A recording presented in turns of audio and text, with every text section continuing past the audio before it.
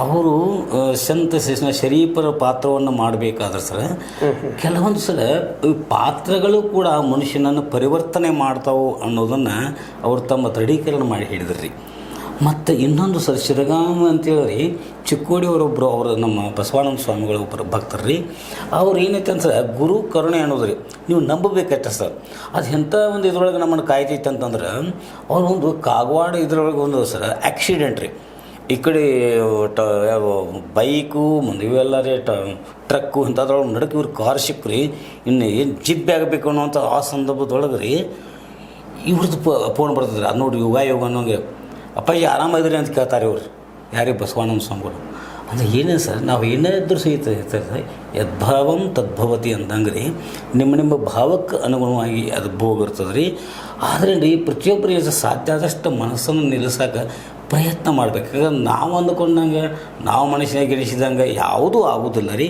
ಸಾಧ್ಯ ಆದಷ್ಟು ಇದ್ದದ್ರೊಳಗೆ ಒಂದು ತೃಪ್ತಿಯಿಂದ ರೀ ತಮ್ಮ ಬಾಳನ್ನು ಸುಗಮ ಮಾಡಿಕೊಳ್ಬೇಕು ಅನ್ನುವಂಥ ಒಂದು ವಿಚಾರ ಇದು. ಉಳ್ಕಿದವ್ರ ಗತಿ ಏನಿತ್ತು ಸರ್, ಇದು ಜನ್ಮದಿನಾಚರಣೆ ಆಗಿರಲಿಲ್ಲ ರೀ. ಇಲ್ಲಿ ತತ್ವಾನ್ವೇಷಣೆ ಇತ್ತು ರೀ. ಪರಸ್ಪರ ನಮ್ಮ ವಿಶೇಷವಂತ ನಮ್ಮ ಅಂತೇಶ್ ತಾಂಶಿಯವರು ಸರ್ ತಮಗೆಲ್ಲ ಗೊತ್ತು ರೀ. ಎಲ್ಲರಿಗೂ ಒಂಥರ ರೀ ಸಹಕಾರ ಮನೋವೃತ್ತಿ ಅವ್ರು ರೀ.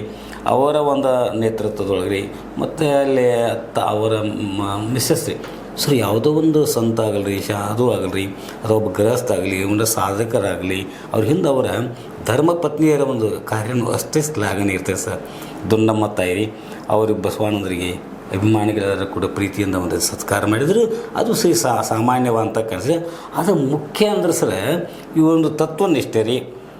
ಒಂದು ಜನಸಾಮಾನ್ಯರ ಒಂದು ಮನಸ್ಸನ್ನು ಪರಿವರ್ತನೆ ಮಾಡಿ ಅವ್ರು ತಿದ್ದುವಂಥ ಕಾರ್ಯವನ್ನು ಮಾಡೋದು. ಸಾಧ್ಯ ಅಷ್ಟು ಮನಸ್ಸಿಗೆ ಒಂದು ನೆಮ್ಮದಿಯನ್ನಿಟ್ಟು ಇದ್ದುದ್ರೊಳಗೆ ರೀ ಸಂತೃಪ್ತಿಯ ಬಾಳನ್ನು ಹೆಂಗೆ ಬದುಕಬೇಕು ಅನ್ನುವಂಥ ಒಂದು ವಿಚಾರಗಳನ್ನು ಈ ಒಂದು ತಕ್ಷಣವೇ ಸಾಕ್ಷಾತ್ಕಾರ ಅಂಥೇಳಿ ಅವರ ಕಾರ್ಯಕ್ರಮದ ಹೆಸರನ್ನು ರೀ ತಕ್ಷಣವೇ ಸಾಕ್ಷಾತ್ಕಾರ ಅಂತ ಕೊಟ್ಟಿದ್ರಿ.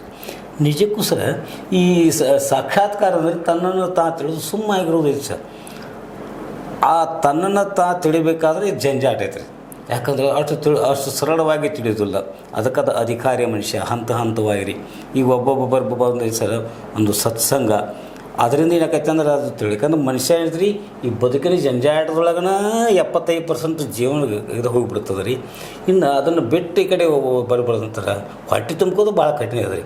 ಅದನ್ನು ಮೀರಿ ಅದನ್ನು ಒಂದು ಇದಕ್ಕೆ ತಿಳ್ಕೊಂಡ್ರಿ ಯಾರು ಎಲ್ಲಿಂದ ಬಂದೀನಿ, ಏನು ಮಾಡಬೇಕಾಗೈತಿ, ಇನ್ನು ಮುಂದೆ ನಾ ಎಲ್ಲಿ ಹೋಗ್ತೇನೆ, ನಾ ಬಂದದ್ದು ಗೊತ್ತಾಯ್ತು, ಇನ್ನು ಮುಂದೆ ಎಲ್ಲಿ ಹೋಗ್ತೀನಿ ನಾನು, ಇದನ್ನೆಲ್ಲ ತಿಳ್ಕೊಂಡ್ರಿ ಸುಮ್ಮನಾಗಿರಬೇಕು ಅನ್ನೋದು ರೀ ಬಸವಾನಂದ ಸ್ವಾಮೀಜಿಯವರ ನಿಜವಾದಂಥ ಧ್ಯೇಯ ರೀ. ಅದಕ್ಕೆ ಮೂಕನಾಗಬೇಕು, ಜಗದೊಳರು ಜಾಕೆ ಆಗಿರಬೇಕು ಅಂತೇಳಿ ಈ ತತ್ವ ಪ್ರತಿಪಾದನೆ ಮಾಡಿದ್ರಿ. ಮತ್ತು ಅಲ್ಲಿ ಸೇರಿದಂಥ ಎಲ್ಲರ ಒಂದು ಮನಸ್ಸುಗಳು ಮುಗ್ಧ ಆಗಿಬಿಟ್ಟಿದ್ರು.